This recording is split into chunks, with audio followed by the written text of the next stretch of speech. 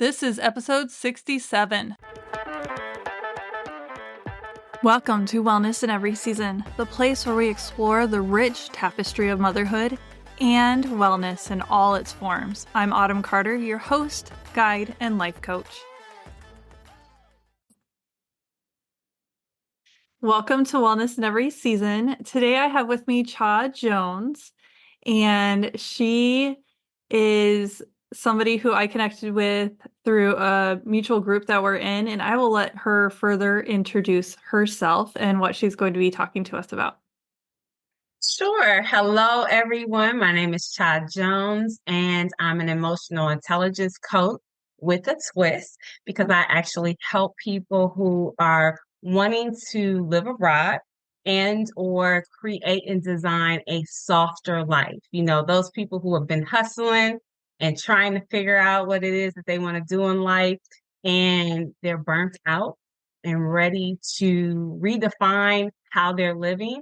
Doesn't mean that you have to live abroad, but because I have lived abroad and have created an international lifestyle, so to speak, then I also help people. And that's kind of like my background. My college degree is in business, and I have a master's in intercultural communications and international education. So I kind of combined all those things. And I also use human design to help people figure out like their best life. But I'm also a mother, and I have learned how to cope in life having a small child. I have a 4-year-old now, and I have recently become a single mom. So I've learned how to juggle that as well as being a business owner and being a support system for other people. So that's a little bit about who I am. So many nuggets there. It sounds like you have a lot of passions and you combined all of them together so that you are working in your passions. Definitely. I'm a multipotentialite, and that just means, for people who have never heard that word, is that I'm a jack of trade, not a master of any. And I kind of love that because I can vacillate between many different things. And I have learned to master certain things, and I've become an expert in certain aspects.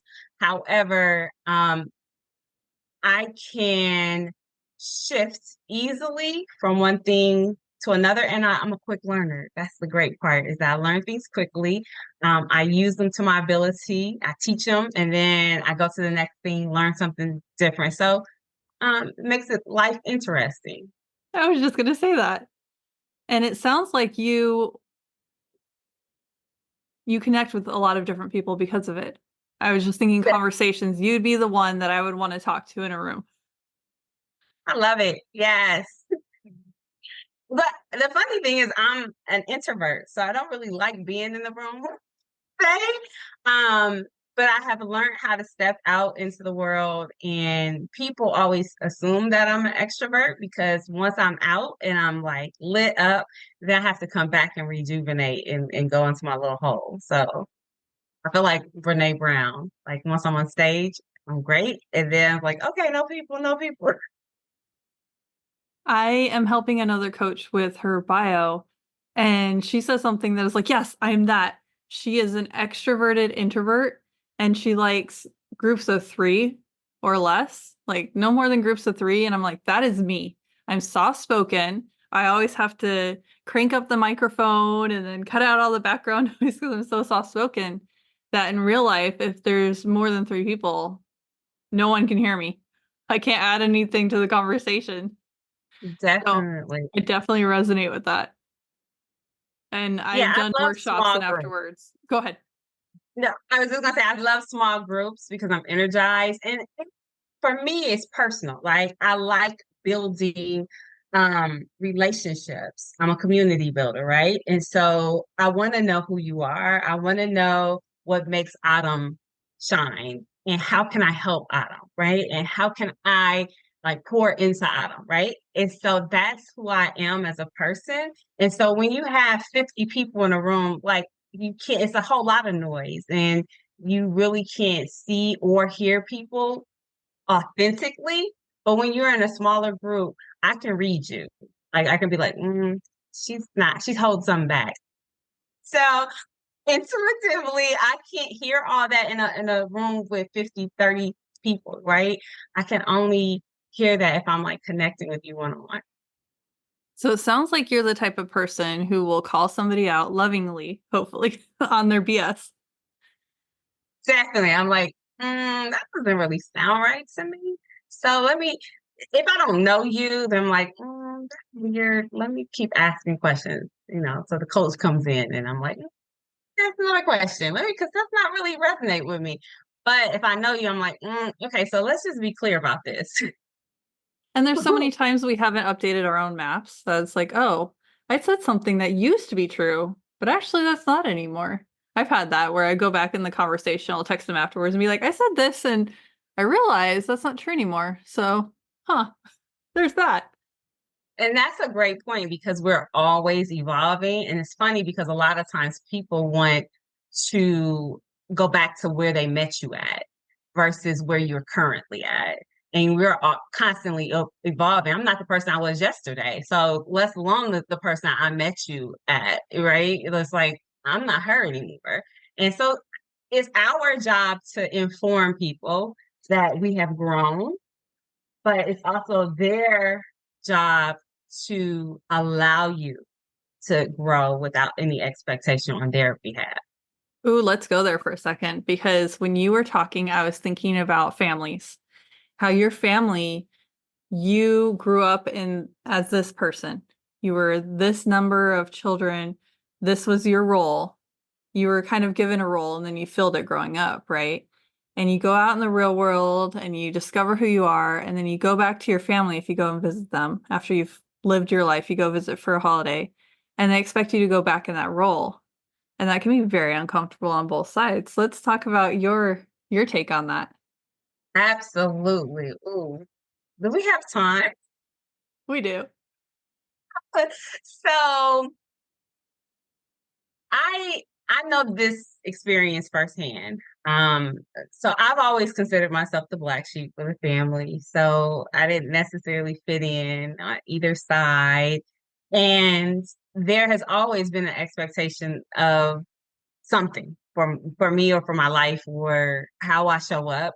And so oftentimes, whether it's going back to, from college or moving to the next place. And I've moved a lot. I went off to college. I then came home. Then I moved.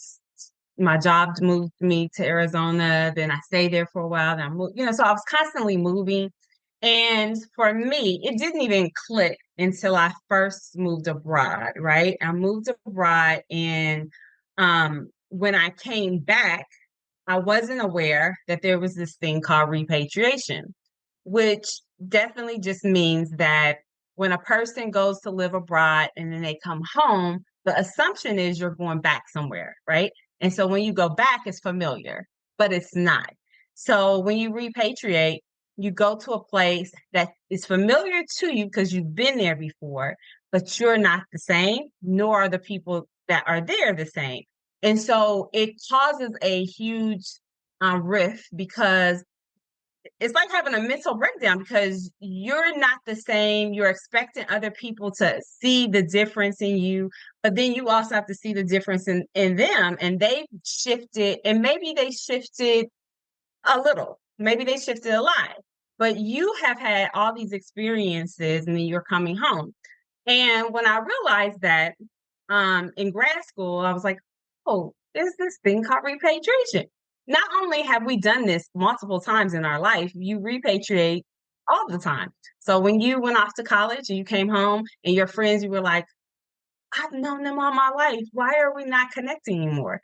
Because you're different. They're different. You grew apart because you had different life experiences and you're trying to hold on to an old memory that doesn't exist anymore. Then you go off and then maybe you get married, you have children, and you're constantly changing. Then you're going back somewhere and you're expecting people to meet you where you are. If that person or those people weren't growing at the same, I guess, be the light, or in those same experiences, then it's not an equal match anymore, right? And so you have to relearn each other. And if the relationship is valuable enough, your parents, then there'll be some shifting and some adjustments that make good sense. If that relationship is over and it's time for you to move on, then you'll shift and they'll shift and you'll move on. So it's almost like that the saying that reason, season, or lifetime, the people come into your life. And I used to say that all the time and didn't really understand that, there are reasons, there are situations that these are my forever people, these are my temporary people, and these are the people that I'm just going to transitionally know just as I'm processing through life. And so it's interesting, but family always, because you feel like these are my people, like we have bloodlines and they've known me forever. But some of them are seasonal as well, and they're not meant to constantly be in your life. And so that's where you have those rifts. And I don't see eye to eye with these individuals. And it can be difficult because those are what you would consider your tribe, your life tribes. And they'll expect you to be a certain way because they identified you at a certain point in your life, and that's what they're holding on to. But we're not, we're constantly changing, and we're not going to be the same people that we came into the world, and that should be expected. And that's what I think more people need to understand. I thought of two different things. Actually, three, but one of them you said. The different, there's the season, there's the lifetime, there's the transitional. I never thought of it that way. I've never heard it that way, and that makes sense. And then you covered family members, how sometimes they are also seasonal. I resonate with that because I've had family members like that. And some families had that old notion of, well, they're family. I'm sorry, you're abusive. I don't care.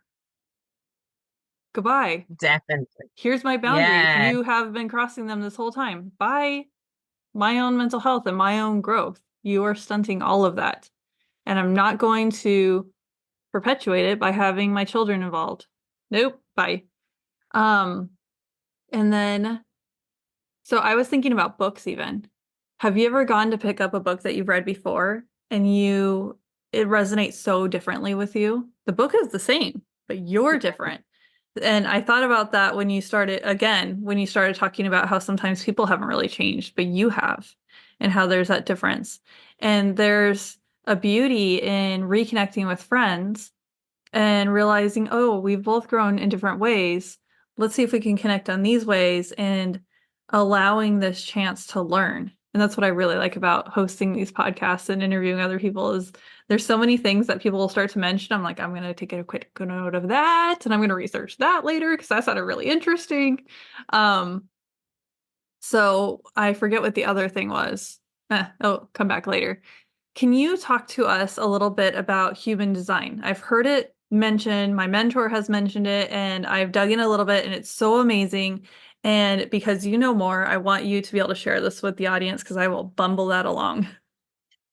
definitely.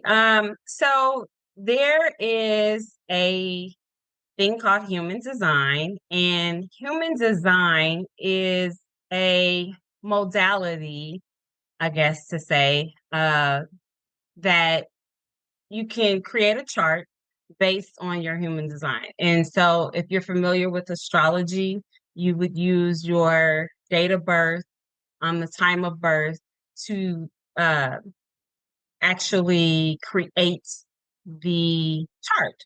And there are 5 different prototypes, so to speak, of humans that we fall into. So you have the manifester, and those are the people who are like fire starters. I have an idea, I take off, I run. Then you have manifesting generators, and they're kind of like a hybrid. They have that ability to take something and run with it, but then they also are generators, so they have to uh, check in with their gut and say, is that really what I want to do? So I'll give you an example. Let's say I decided, okay, today I'm gonna get up and I'm gonna go running. So I'm like, yes, I'm ready. I put on everything, I get to the door, and my gut is like, don't run. And then you're like, nah, I did it. But you have to check in with your gut to be like, that's not really a good idea. Generators are the same. So generators, they need to check in with their gut before they make a decision. So Wait, wait, they're wait, wait. Go back and say generators. It cut out right there. So start oh that part of the sentence. yes, so generators are the same. So the manifesting generators are hybrids between the manifesting and the manifestor and the generator. Then you have the generator, which still has to, it doesn't have the initiating aspect where like the manifestor can take off some, and run. The generator has to check in and say, okay, is this something I'm feeling? So you always want to go to your sacral and question that and then move forward. Then you have a projector. Those are the seers, right? And so with projectors, they still need to embody other people to get things done. Um, and so they're constantly checking in before they float and do anything. And so they can become very tired. So they rest a lot. Um, then the last one is the reflector. They're like the shapeshifters. They're constantly shifting in and out.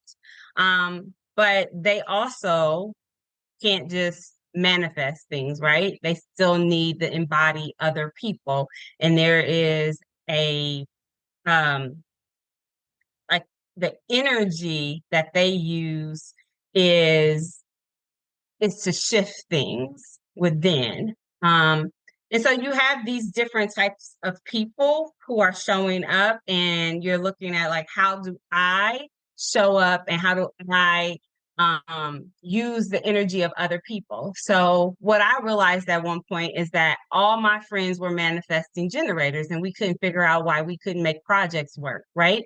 Because we needed reflectors, we needed projectors, we needed generators. And when things aren't working, if you start looking at the people that are around you and why things aren't shifting or working, then you can see, oh, I lack this aspect. Because in my human design, I need certain things to happen. In someone else's human design, they need certain things to happen. So you want to have people that can run with the project. You want people who need to be able to sit with the project and then get it done. You need people who are responding to the situation. So when you have you can create teams that way. And so when you start looking at human design, you can fill in the gaps of what am I lacking and what do I need? And I think it makes for a great um, uh, tool to help you assess where you are and what you need and how to flow with other people. And is this something that you do within your practice with your clients? Yeah, so what I do is I look at people's human design to help them figure out where they are. So, for instance, if they're manifesting, it's easier to work with them because you're like, okay, you have an idea and you can just run with it, right? But then if you look at their human design, you can also look at like what careers they would probably be better at. You can also look at what blockages they have, because we all have blockages. We all have lines that are not complete in our human design. And so even though this person may be a manifestor and can take a project and run with it and from thought to empathy, right? But they also may lack certain aspects. And so if you look at their human design, you can say, okay, this is what you need, and then help them figure out how to get there. And then that makes it complete. Um, and then they can move forward. And so for me, like when I'm dealing with people who want a softer life, and they're trying to operate outside of their human design, it's easier to look at their human design and say, okay, well, the reason this is probably not working for you, not to say you can't have it or work towards that. The reason why it's not working for you is because you're missing these pieces and you're operating like a generator or you're operating like a manifester, and you need to wait and pause. And you need to think about who you need or what you need to be doing. And actually, does it feel good to you before you move forward? And that helps them kind of make shifts in their life. So it sounds like you are helping them to get more in tune with their body, themselves. Correct. I look So at it like go ahead. authentic, it's just being authentic to who you really are. And a lot of times we're operating outside of our own authenticity. We're trying to do what, like we talked about family, right? So your family may say, oh, we want you to be a doctor, right? And you have all this creativity and you draw and you dance and you do all these different things that don't make you a good doctor. But anybody can study something and grind and put their head down and become whatever it is that, is put before them. But is that right for you? And is that healthy for you? Is that making you happy? And are you showing up authentically to do the things that you have been empowered and blessed to do in this lifetime? And that reminds me of a few generations ago where it was about grinding. It was living in that scarcity mindset, and you're just trying to make that paycheck and you're just trying to get through until you retire. And then you can go and do the thing that really lights you up. And it's like, well, can't you have both?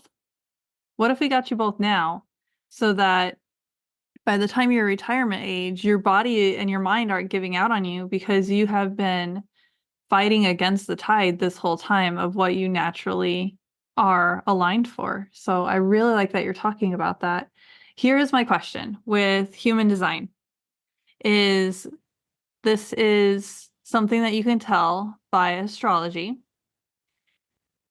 Does that have to do with gravitational pulls as to why you are designed that way? Or what is the thought process behind that? And I can edit this out if you really don't know. It's just a question. Um, so I don't know that part of it. I do know that it's using, because there's several different modalities. It's using your chakras, it's using the astrology aspect of it. It's also using I Ching. So there's different modalities that are all encompassing in the human design. So your birth placement is using like the time that you came into the world and what was actually happening within that particular time. So we all know that, you could be a twin and be minutes or a moment apart and be totally different. That's because we don't share the same design for everybody, right? There's no other person that has your same design. They may have your human design in the type, but you're going to have different lines that connect within your body to make you differently. Same thing with astrology. There are just, you could be a second apart. And you're going to have a different astrology chart than the person that came in the same womb and was born 1 second after you, because you're your own person. And so I think with human design, um, you're looking at all of these things that bring forward this one person and how their makeup is, and the things that they will struggle with, the things that they need to learn, the things that they need to do to show up authentically, and bringing it all together.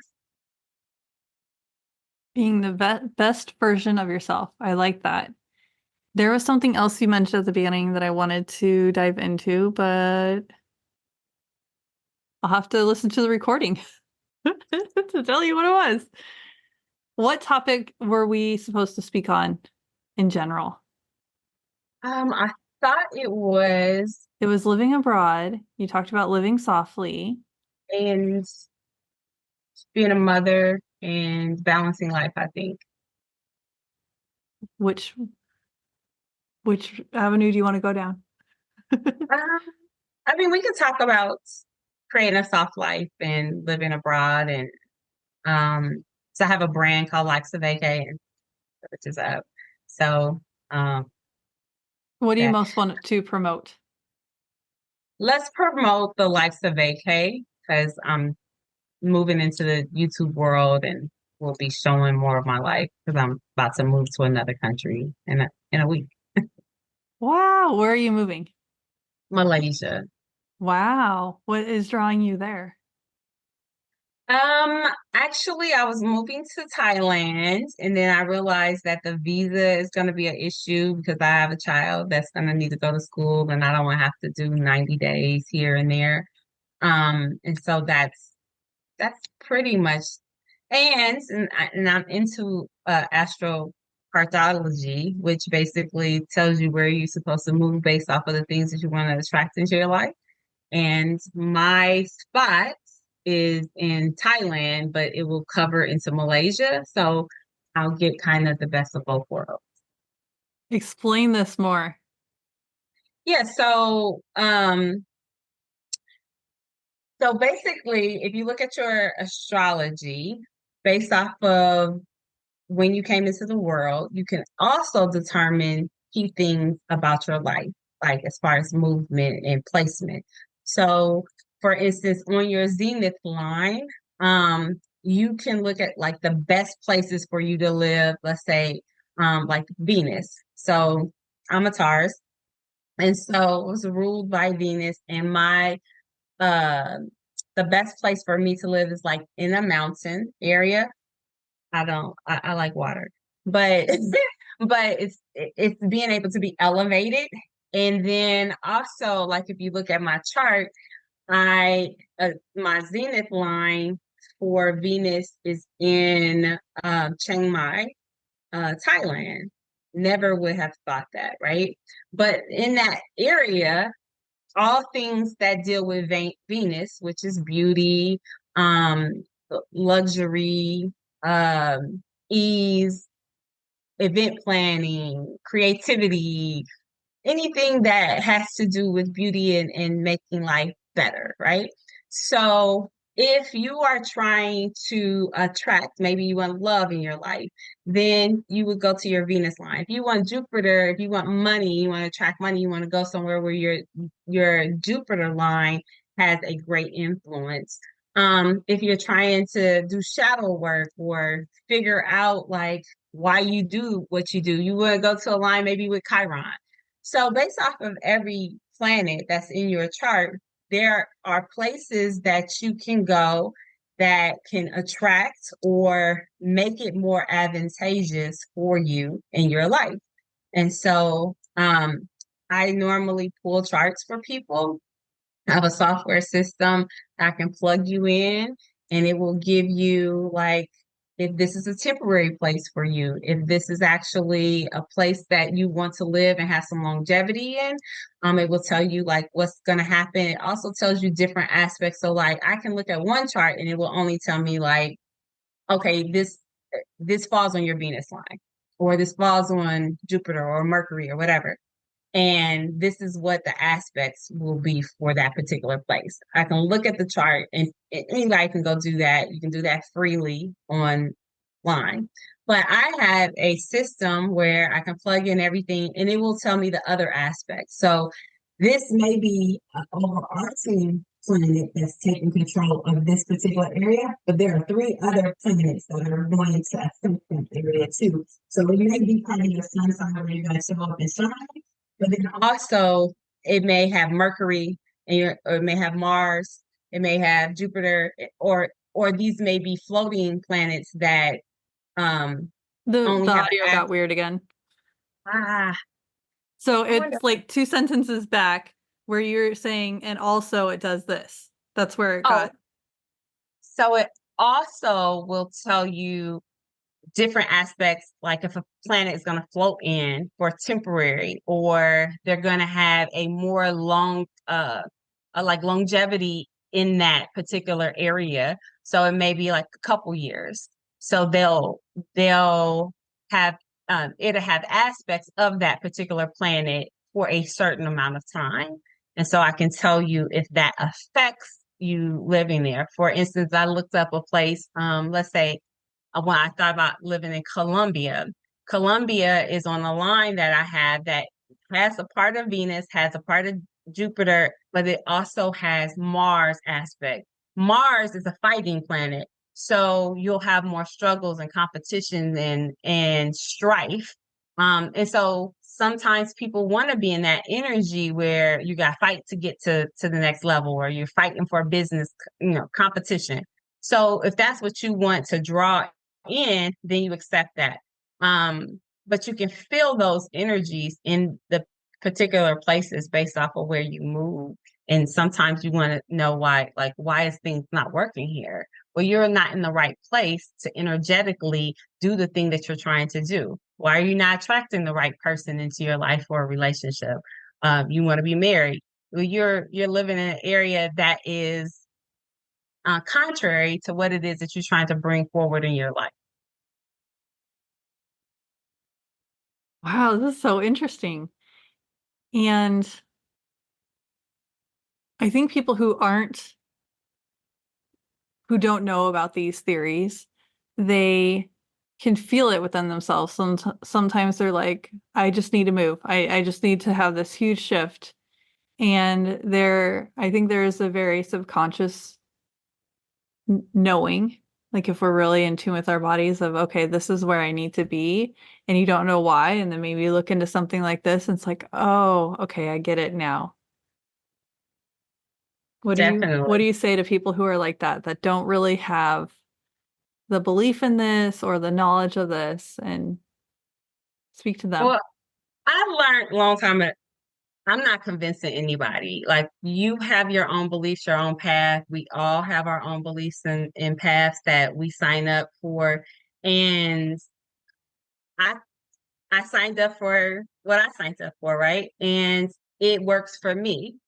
And so if you believe something else, like, you have a lot of people who are religious based and they only believe what a doctrine has told them, and that's all that they're willing to accept. I'm okay with that because I don't have a hell or heaven to put you in. And I can only say what I know for me, what spiritually has guided me, what has worked for me. I've proven methods that I can implement, and it actually has turned out to be whatever it is I needed to be. So I go with that. And then I attract the right people into my life who believe the same things or something similar, and who are open to the life or lifestyle that I have, right? And same thing for if somebody's super religious, you're going to attract those people. You attract who you are. And so I don't live under the um idea that you should try to convince people. I'm not here to convert anybody. I'm not here to tell people you should look at this, because they should look at what resonates for them. Go where you are received and you will be happy. I believe that. So So maybe it's more, have you considered this type of a thing? The other thing that you reminded me earlier, um, you attract who you are. How do you attract who you want to become? And how do you prevent that kind of echo chamber so that you have the opportunity to consider other thoughts, other ideas, other experiences? well, so there's this thing called jumping or astral projecting into different dimensions. And, that's a whole nother story.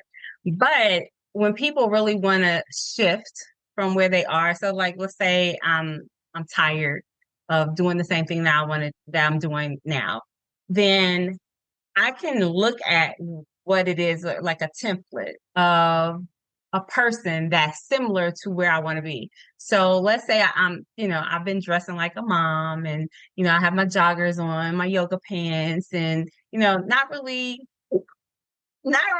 fresh, you know, but now I'm coming into a place where maybe my children are growing up, and I don't necessarily have to give them all of my time. And so now I may want to say reconnect with people, right? And have more adult friend relationships, or go to brunch or whatever. So that person looks different, right? You don't go to brunch and have a nice cocktail in your yoga pants unless you're with some close friends and y'all just came from the gym, right? So you're going to start looking like the person that shows up to brunch. What does she look like? What's she wearing? Where is she dining? What's she eating? So you start thinking about this individual. I want to show up as this person. I'm the brunch gal now, and I'm gonna have my little sundress on. I may have some kitten heels. I may have some high heels. What is it that you want to look like? What do you smell like? How do you show up? And then you start looking at those attributions and you move towards that. You see it first, then you start thinking about the five senses. What's that person smell like? What's that person look like? How is that person indulging in the food that they're eating? Whatever it is. So you get that visual, you get the idea of that person, and then you write the characteristics down, and then you embody that. And eventually it will start to morph. At first, it may feel like I am an imposter. I'm lying to myself. I am comfortable in these yoga pants. I like the throw up that's on my t-shirt, and I'm okay with that. Wait Actually, a second. Who likes to throw up on their shirt? I was feeling you with the yoga pants, but then you went there. your mind will tell you anything. Your mind will be like, you know what? It's too much effort to change this shirt. Just wipe it off and keep it moving. Or it's just too much effort to have to take a shower, get all dolled up, and go somewhere, right? It's easier to be complacent in the place that you are because you're comfortable, right? And those yoga pants, let's just be real, they're so comfortable. Nobody wants to get out of those. So I'm reading a book for a book club for coaches, and it talks about this, about how the known is so much easier because it's known. Where when we're stepping out into unknown, it's kind of like we're walking that plank, right, on the pirate ship, and we don't know, oh, there's actually no water under there. Actually, it's a soft landing or whatever. It's really hard to yeah. go into that unknown, even though what is known and where we're at is painful and uncomfortable and all these negative emotions. But there's that positive of, well, it's known. I know what to expect. So I really like that you spoke about that. Well, it makes me think about the dog that's on the porch sitting on a nail and, doing all this whining because they're on this nail. And you're like, why don't you just get off the nail? Like the dog can lift their paw up and totally be fine. But they're comfortable. And when they're tired of that nail hurting and having that agonizing pain, eventually they'll get up. But sometimes you don't get from the pain to the resolution because you've become accustomed to the nail pain. You're accustomed to laying there hollering and yelling and being the victim. So there are a lot of times there are people who haven't changed their life and they're like 2 seconds from greatness, but they got comfortable in this place and they're complacent. And it's easier to stay complacent than to say, you know what, I'm going to make this shift because I'm 2 steps away from my breakthrough, knowing the right people, going to the right places, pitching the right, business proposal, whatever it is. I'm 2 seconds from that. But I'm going to stay right here because it doesn't require me to do anything, doesn't require any effort of me. So I'll be here until whenever. But then the moment I'm tired, and the moment I'm like, you know what, this is hell. I don't want to do this anymore. Then you get up, you take a shower, you put the right clothes on, you go out into the world, and guess what? It didn't kill you. You know what? I can do this. I'm confident that I can take those 2 more steps and all is well. And then you shift into the next stage and then you're able to move forward. But a victim stay where they are because it's easy. And then they can blame everybody else. It's so true. And I was listening to a podcast by Michael Neal. I don't know if you ever heard of him, but he was talking about how he is in love with the word actually. Is this actually what you want? Is it actually this way? And it it's true. And I've been thinking about that since I listened to it. And there's so much with that. Is this actually the way it is? Or is this just our perception? Is this just what we're saying to ourselves? Do our Absolutely. in-laws actually not like us? Or, we can use it anywhere. We were just Yeah, talking about it's the relationships stories earlier. that we tell ourselves, right? You just continue to re-emphasize the story. Now, if you got hurt when you were a teenager and, that pain comes up every now and again, you always go back to that one story. Oh, well, I got hurt and that's the reason I do this. Well, is it actually that you do it, or is that the excuse that you want to use because it's comfortable and it does not allow you, it does not make you accountable for what you're currently doing? If you scoot that way, your microphone picks up. Oh, That way. this one. Okay. Yeah, I figured out when it is. So you have to be comfortable on that side. So, Yeah. yeah, I think a lot of people, use their negative stories to allow them to continue to do the things that they're doing because it doesn't make them accountable. They don't have to be accountable for their actions. Wow, that's very powerful. So we are out of time, but let's quickly talk about there's a lot of discomfort that can happen from traveling internationally and living internationally or abroad, but it allows you this chance to redefine yourself and to get to know other cultures in a way that is allows you to question your beliefs. What else do you find in the allure and has drawn you to coaching people who are ready to take those steps? Yeah, so travel can do a lot of things because you get to really find out who you are. So oftentimes, if you're going to a place you've never been before, you have you could read books and you can, look at YouTubes but until you actually put your foot on the ground and have the experience yourself, you have no idea what is going to come of it, right? Um, it- Again, there can be challenges. What are you willing to learn from the challenges? There could be faux pas. There could be all kinds of. I remember living in Korea and I had a really bad experience on a subway. And Korean culture is you're supposed to respect elders. You're supposed to give up your seat if the elder comes onto the subway and there aren't any more seats. Just different things that there's an expectation of. Now, if you don't understand the culture, then you wouldn't know. But if something happens to you, you have to look at like, where was I culturally and what happened? Did it happen to me or was it just a cultural thing and I wasn't really aware of the cultural aspects, right? I happen to have known the cultural aspects and I was on an empty subway where there was maybe 8 people, so there was plenty of seats. And basically the man came up to me and just like put his finger and he said something in Korean. It was very harsh.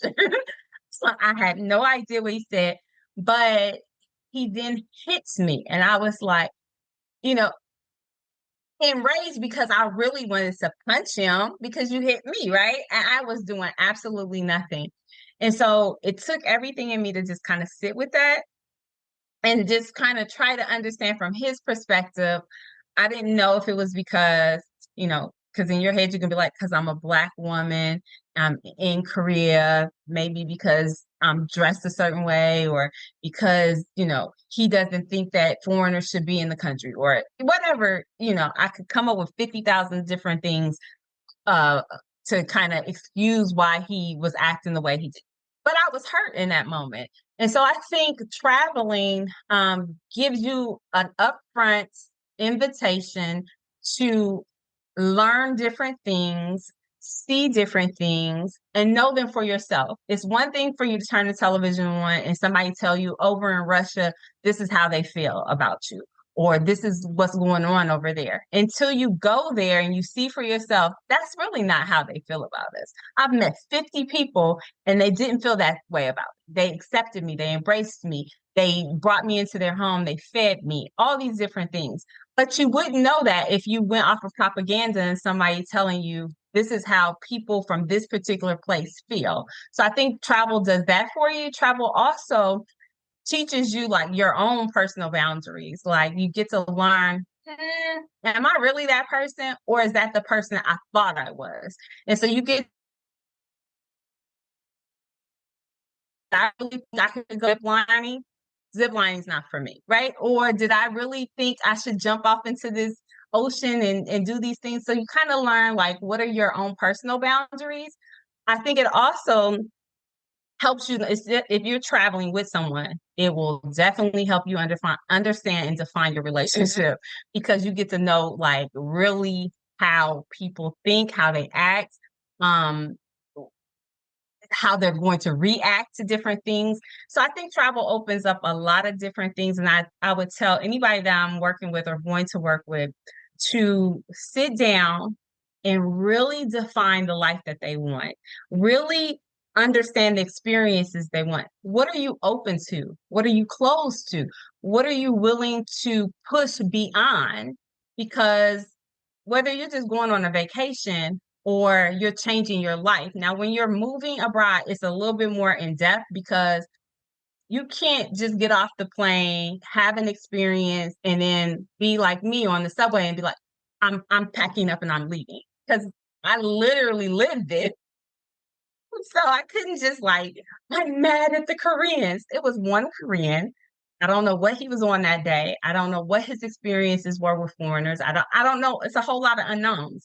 And so I think if you're planning on moving, I think you should really be clear about the experience that you want to have. And then look at the positives of what's going to happen or what could happen or what this experience could bring you, and then move forward and let go of your fears, let go of what people are telling you, let go of your own expectations, and then allow the journey to occur. I think it allows for the opportunity to undo some of your biases that you have, some of the ones that you from the culture you grew up in. So it was really interesting to have you talk on that. And I'm wondering if that is his like preferred seat. And he's like, if you weren't a foreigner, you would know that this is my seat. I have Who no knows? idea, but I Yeah. just send But him light. but that's the story that you're telling yourself using Brene's Brown speech. Which I really love that whole concept of this is the story I'm telling myself, not these are the facts. Correct. So it sounds like your ideal client is somebody who wants a major change in their life and is willing to do what it takes. They are possibly very stuck. They're not around the correct energies and they are willing to have an amazing adventure in their life, and you will be their guide for that. Definitely. I used to have the slogan, I will help you get from where you are to where you want to be. And I don't necessarily use that slogan anymore, but the same, it applies that I really want you to step into your own authenticity, whatever that is for you. You define it. I just help you hone it. And so I work with people who are ready to shift their perspectives, their understandings, and their life and lifestyle to really truly show up as their truth in life. Sounds like this would be really ideal for somebody who has the opportunity to, through their company, move and they have different location offerings, or maybe they're stepping into a new career and they can move wherever, or have a job that is remote, or maybe they've lost their job. So they have that blank slate again. Instead of being in this place of scarcity and being scared and all of the negative parts, it's I get to have a new adventure. I have this blank slate. Let's fill it up. So you get to be kind of their vision board and help create with them. Maybe you're the one offering the different paints and okay, here you go. Here are the different ideas and let's see what we can create together. It sounds awesome. Absolutely. I do a lot of work with Fortune 500 companies that are moving people abroad to train them on the cultural aspects of it. But I tell people when you move, you take you with you. So I don't care if you're moving abroad or if you're staying where you are. If you want to shift, you start with you. You have to start with your perspective, your thoughts, your actions, and you have to redefine what that is for where you want to go. You have to have the vision of where you're going. So even if your company is moving you, if you have a piss poor attitude about the people that you're going to be living around, you need to change that and shift before you get there. Otherwise, that assignment's not going to be great. And international assignments are normally 1 to 2 to 3 to 5 years. So that's a long time to be stuck in misery, right? And then if you are individual and you don't want to travel, that's fine. But what about you that you don't like right now that you need to shift? And that's who I work with. Anybody wanting to shift and change their life and they're not happy with where they currently are, if they want to get somewhere else, let's start with you. Let's look at who you are. Let's look at where you want to be and then let's fill in the gaps so that we can get there. So you can design your life to be anything that you want and you can go anywhere you want, but you don't have to actually physically move to have a transformation. Ooh, so they can get unstuck. Sounds good. Unstuck, How do they find redefine. you? My website is www.chajones, that's CHAJONES.com. I also have a podcast where I talk about life of vacay, where I talk to people who are blurring the line between work and play. So that's you can go to my website at lifesofvacay.com, or you can go to anywhere that you can listen to podcasts and find my podcast. But go to my website. I have a 30-minute discovery call where I talk to people to see if it's a good fit because I'm not for everybody. I don't even try to describe to be that. But I do want to help everybody, and maybe I'm not the coach, but I can recommend the coach for you. Sounds perfect. Thank you so much for being on with us and for allowing me to learn. And I know there will be amazing nuggets for everybody else, but I know for me personally, I learned a bunch and it was amazing. And I was able to ask some questions that I haven't had thought to ask my mentor about human design. So I now understand it better after researching it on my own, hearing her talk about it, reading her blog posts about it. Just there's always something about hearing somebody else's perspective and hearing it from several different people on the same topic to, oh, okay, I can see it more in 3D now instead of 2D.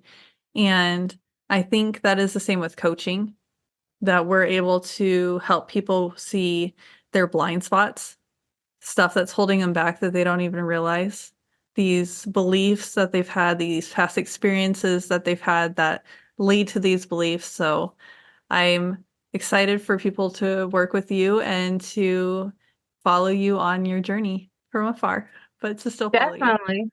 I do want to correct myself because and I was talking so fast. Projectors, they do need to be invited. So they need to be invited to the party. And so that's their waiting period. Unlike the generator, the generator just needs to stop and check in with their self to see if it's the right fit. But projectors need somebody to invite them in.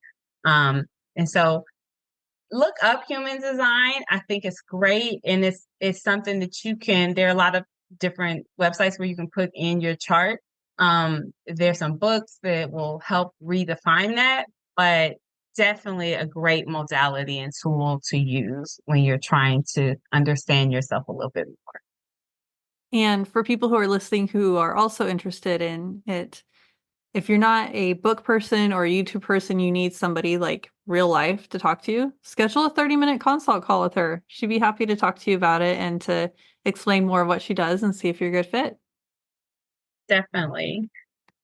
Autumn, it's been a pleasure. Thank you so much for having me on today. Thank you. Thanks for tuning into this week's episode. I'm Autumn Carter, guiding you through motherhood's seasons. I hope today's discussion inspired you and offered valuable insights. Stay engaged with our motherhood wellness community by signing up for my newsletter. Whether you're interested in exploring specific topics more deeply or considering personal coaching, joining our newsletter is a great step. Just visit wellnessinEverySeason.com/free resources to sign up. We value your journey and aim to keep you connected and informed through our newsletter. Your shares, subscriptions, and reviews help us reach more moms seeking empowerment. So please spread the word about our podcast. Thank you for being a part of our podcast community. I look forward to continuing our conversation, sharing stories, and exploring wellness in all aspects of motherhood. Take care until next week.